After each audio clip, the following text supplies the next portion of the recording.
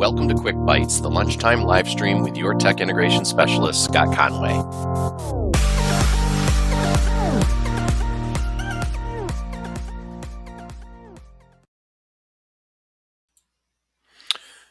Welcome and thank you for joining us today on this episode of Quick Bytes, the lunchtime live stream. The topic for today is find a time in Google Calendar. And this feature is really cool. I don't know if it's something that is necessarily widely known or utilized, but how many of you have ever been in the situation where you have tried to schedule an appointment with either one or more people and gone back and forth probably 5 to 10 times trying to figure out when everyone is available and can meet? So this little find a time feature in Google Calendar will help resolve that, or at least lessen the impact of trying to schedule with more than one person and trying to find the best time to meet with them. So we're going to get right into this. Please take note, there is a chat bar out to the right-hand side of the video today. If you have any questions, we'll try to get to them by the end of the session. Okay.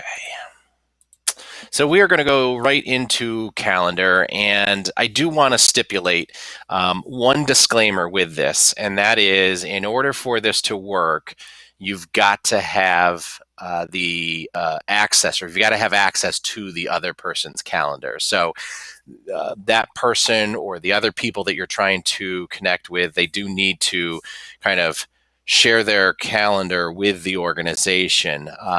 They don't need to share all the particular details. You can kind of come in and under settings and sharings for your calendar, you can come in here and say under access permissions, make available for Cheshire Public Schools or your organization, and then say anyone that's in that organization can really only see my free busy, but I hide the details. So that's really what they're going to want to do first, is they're going to want to come in and make sure they turn this on for their organization so that other people can see the calendar, and then just change it to hide details.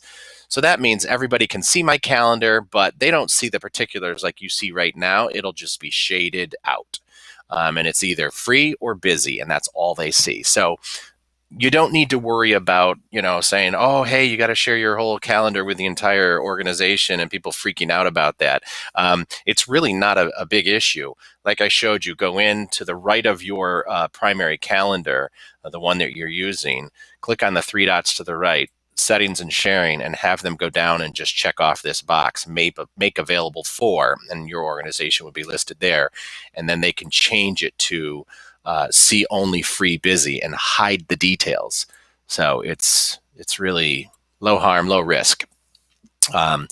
So that needs to be turned on, or that needs to happen in order for this functionality to work. So I want to make that disclaimer very clear.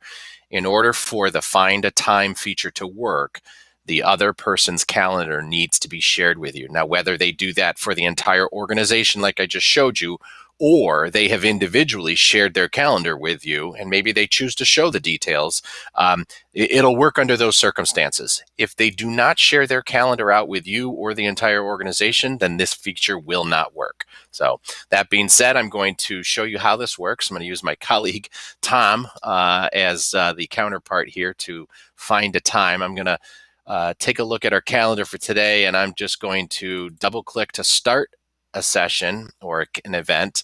And the first thing I need to do, now I've got this date and time because I selected it that way, at least I initiated the event that way. Those things will kind of be populated for me. I'm not saying that that's necessarily the best time, but in order to find a time, and you can kind of see it right here, I do need to add the guest first. So I'm going to add Tom in there, and then I'm going, and actually you can see suggested times are listed. So this is a little bit of a shortcut that Google has kind of pushed out there for you already. Now, I can go the hard way, and I'm going to show you the long way to do this, the find a time. But this little shortcut is really cool because now it's telling me at this point in time, all participants can attend.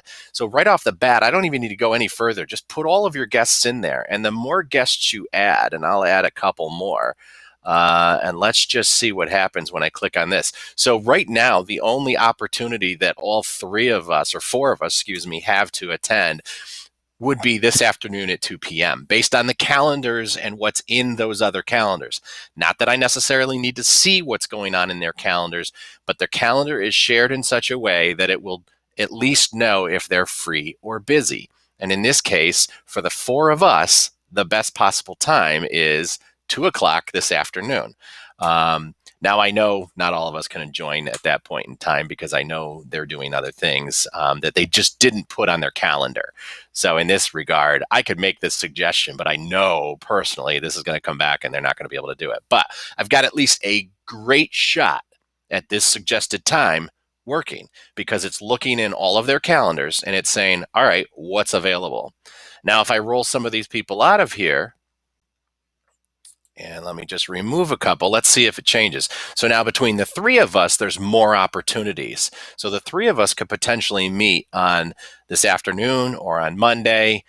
But after that, things are pretty tight. So let me remove one more, go back to just Tom and see. Well, right now, no, it looks like that's really the only times that the two of us are available at the same time.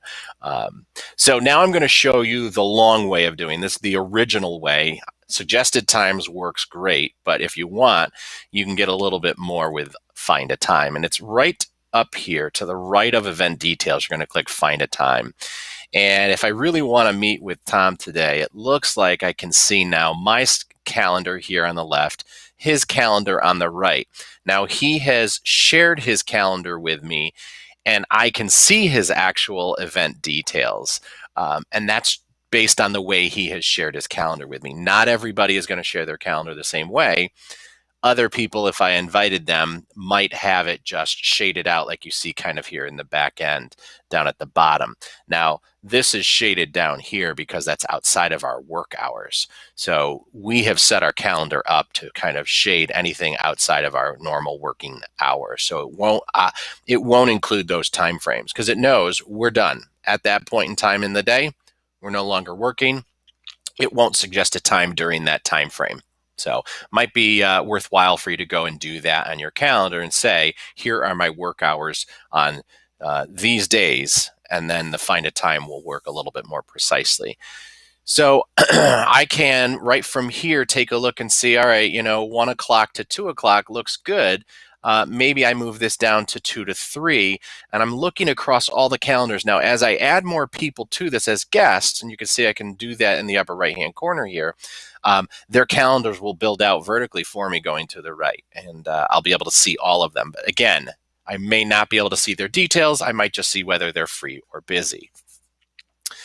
If I don't like this day, I can certainly scroll forward to the next day, Saturday, Sunday, Monday, and you can see I've got other time slots available here now that I could pick, and I can just select these time slots. So I see both of us are free, and it automatically changes up here.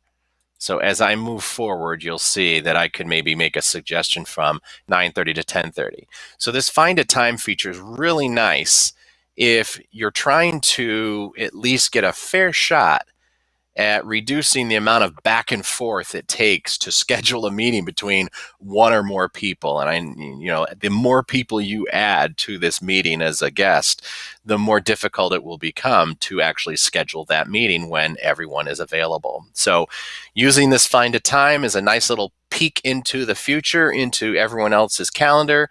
You can see kind of where their free times are, and at least have a much better shot at securing a time frame when you look at everyone's calendar and say, okay, yeah, whether or not they're free or busy. So you can change day or week mode. You can look and see there's different views under this Find a Time. There's all guests, no guests, required guests. And you could also, if you throw rooms into the mix, if you're also trying to find a physical space in your district or your organization at that time, you could also kind of have rooms in there, what rooms are available at that time. So if you're looking not only to meet with certain people, but also find a location for that meeting, you kind of throw rooms into the mix there too. And you can change that through here in the upper right-hand corner. And you can, again, add more guests as you go, and it will just get a little bit more cumbersome, obviously, as you try to do this, because their calendars are going to start to fill up. So that is the Find a Time feature. It's a great way to at least locate a common time to all guests, where you might have a fair shake at getting a calendar event secured that everyone's going to be able to join. So again, to recap, you do need to have your calendars shared. You do need to have other access to other calendars. Again, you can do that through the sharing settings. You can encourage your organization members to share their calendars with their organization and just set it so that it hides details. None of that shows out. You just see free or busy. And then this Find a Time feature will work really well. You kind of get your site set on what's good for you, double click to start the process, add your guests, and as soon as you add your guests, that Find a Time will now pull in their calendar, and you'll be able to see whether or not they're free or busy, and you can schedule from there. So great little tool, often goes unnoticed, undernoted that people, have this option available to them, but it is something that the Outlook calendar has, and Google has it as well. So when you get a chance, if you're trying to schedule an appointment, go ahead and take a look at the Find a Time. It might save you some time. Thank you for joining us. I don't see any questions coming in for today, so we hope to see you at the next